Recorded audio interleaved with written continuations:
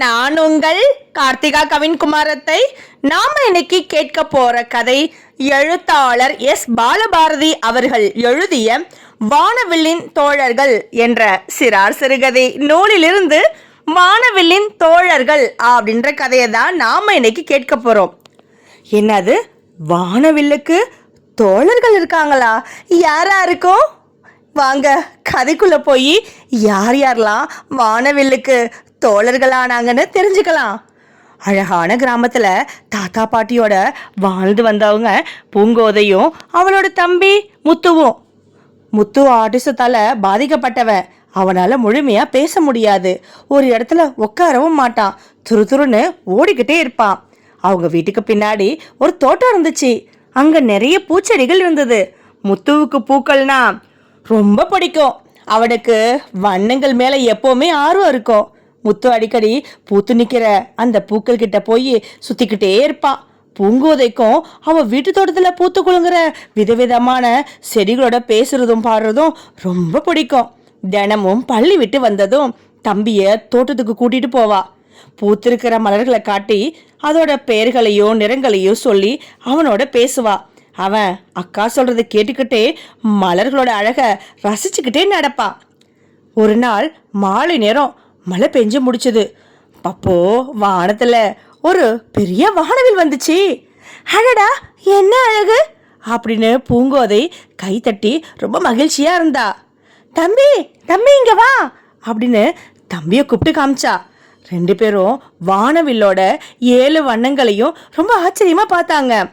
அதில் ஊதா, கருநீலம், நீலம், பச்சை, மஞ்சள், ஆரஞ்சு, சிவப்பு அப்படின்னு அத்தனை வண்ணங்களும் அவங்கள பார்த்து சிரிக்கிறது மாதிரியே இருந்தது. முத்து மட்டும் ஒன்றை கவனிச்சான். வானவிலோட உச்சியில இருந்த சிவப்பு நிறம் மட்டும் மற்ற வண்ணங்கள் மாதிரி ரொம்ப பிரகாசமாக இல்லை. அது கொஞ்சம் கொஞ்சமாக வெளியே போயிட்டே இருந்தது. அது அக்கா கிட்ட காட்டினா. ஐயோ, வானவிலுக்கு என்னாச்சு? சிவப்பு நிறம் மங்கிடுச்சு, என்ன செய்யறது அப்படின்னு கவலைப்பட்டா பூங்கோதை. அக்காவை அழைச்சிட்டு போய் தோட்டத்தில் இருந்த சிவப்பு ரோஜா செடிக்கிட்ட போனா முத்து. அதை பார்த்ததும் அவளுக்கு புரிஞ்சு போச்சு. அழகான ரோஜாவே, அதோ பார், வானவிலின் சிவப்பு நிறம் மங்கிக் கொண்டே போகிறது. உன் சிவப்பான இதழ்கள் சிலவற்றை எனக்கு தருவாயா அப்படின்னு கெஞ்சி கேட்டா பூங்கோதை.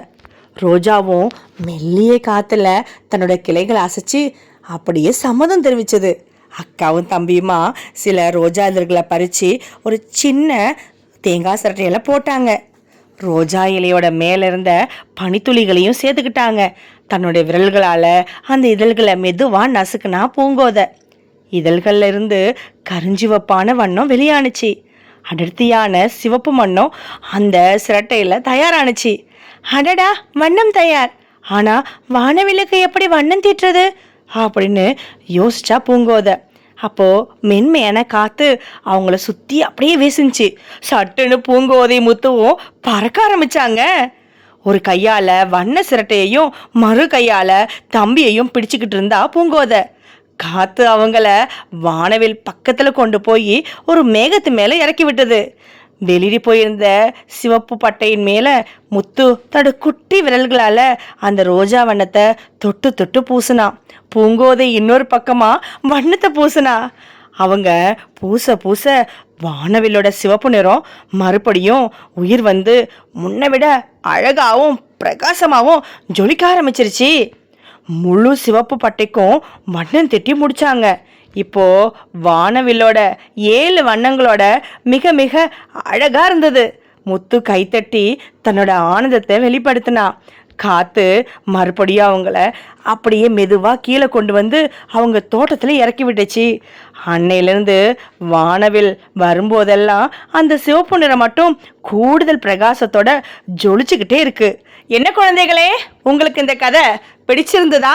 நன்றி.